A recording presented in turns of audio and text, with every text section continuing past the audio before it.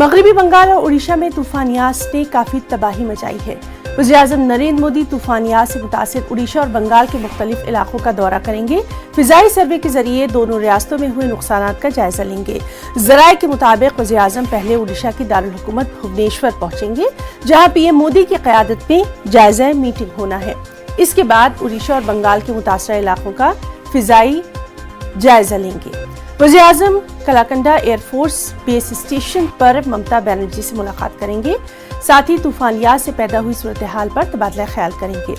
दिल्ली लौटने से पहले वज़ीर-ए-आज़म बंगाल में एक जायजा मीटिंग भी करेंगे। तो तूफान यास के बाद दो रियासतों यानी उड़ीसा और बंगाल में क्या कुछ सूरत हाल है तूफान के बाद, इसका जायजा वज़ीर-ए-आज़म लेंगे। आज एरियल सर्वे भी करेंगे और साथ ही साथ वज़ीर आला से वहां के तबादला ख्याल भी किया जाएगा। तो आपको बता दें कि तूफान यास के बाद वहां जो तबाही हुई है उड़ीसा और मगरबी बंगाल में खास तौर पर, उसका जायजा पीएम लेंगे। और चलिए सीधे रुख करेंगे हमारे साथ हमारे रिपोर्टर अजीश मलिक का। अजीश, आपसे जानना चाहेंगे आज पीएम का जो ये दौरा है तूफान के बाद काफी इंपॉर्टेंट माना जा रहा है, क्या कुछ डिटेल्स?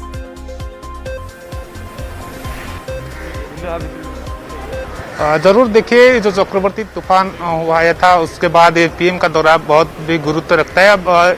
अभी हम ये जो भुवनेश्वर एयरपोर्ट में है, जो पीएम का टेंटेटिव शेड्यूल है 10:30 बजे आके पहुंचेंगे। 8:30 बजे से निकलना था जो दिल्ली से, अब 10:30 बजे यहाँ पे पहुंचेंगे।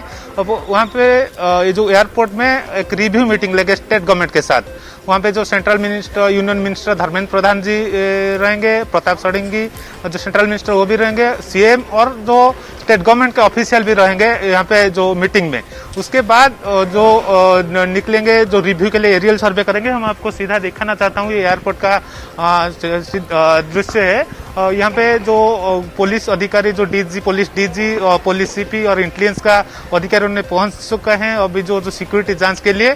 और 10:30 बजे यहाँ पे पीएम पहुंचेंगे। उसके बाद यहाँ पे स्टेट गवर्नमेंट ऑफिसर के साथ रिव्यू करेंगे, उनसे पूछताछ करेंगे क्योंकि कितना जो नुकसान हुआ है, विशेष करके जो 4 जिलों में, जो उड़ीसा में जगत सिंहपुर, केंद्रापड़ा, भुवनेश्वर और जो बालेश्वर और भद्रक, जो 4 डिस्ट्रिक्ट में जो नुकसान हुआ है उसके बारे में स्टेट गवर्नमेंट से कुछ जानकारी लेंगे। उसके बाद तो एरियल सर्वे पे निकलेंगे।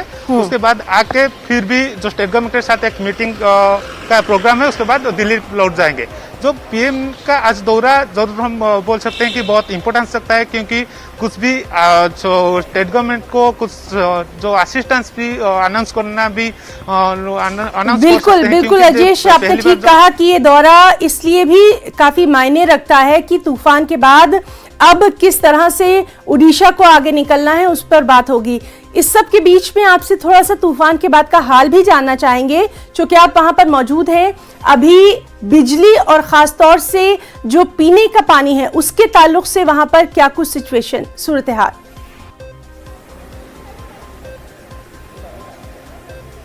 देखिए, जो 4 डिस्ट्रिक्ट, विशेषकर जो 4 डिस्ट्रिक्ट में ज्यादा नुकसान हुआ है, जो जगत सिंहपुर, भद्रक, बालेश्वर और केंद्रापड़ा। अभी भी 2 जिलों में, जो केंद्रापड़ा, जगतसिंह में कुछ स्थिति में कुछ भी इम्प्रूव हुआ है, लेकिन भद्रक और बालेश्वर में, दोनों डिस्ट्रिक्ट में अभी भी बहुत सारे घरों में पानी घुसा है, अभी भी पानी निकला नहीं। बहुत भी कच्चा घर भी टूटा है, बहुत भी पेड़ भी टूटा है। अभी तक भी रिस्टोरेशन काम भी चल रहा है, क्योंकि कल भी उड़ीसा का सीएम ने रिव्यू लिया था, वो भी एरियल सर्वे किया था।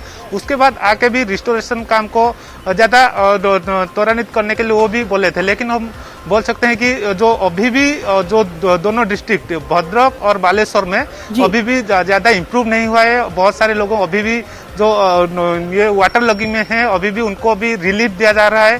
जो स्टेट गवर्नमेंट की तरफ से बहुत स्टेप लिया गया और जो टारगेट दिए हैं सीएम ने 7 दिन के अंदर सब कुछ रिस्टोरेशन काम खत्म करने के लिए, हम बोल सकते हैं कि कुछ भी इम्प्रूव आ रहा है और 2-3 दिनों में ज्यादा से और भी इम्प्रूव हो जाएगा। जी अजीश, तो बहुत बहुत आपका शुक्रिया अदा करना चाहेंगे और पीएम के इस दौरे के ताल्लुक से लगातार आपसे आज दिन भर अपडेट भी लेते रहेंगे।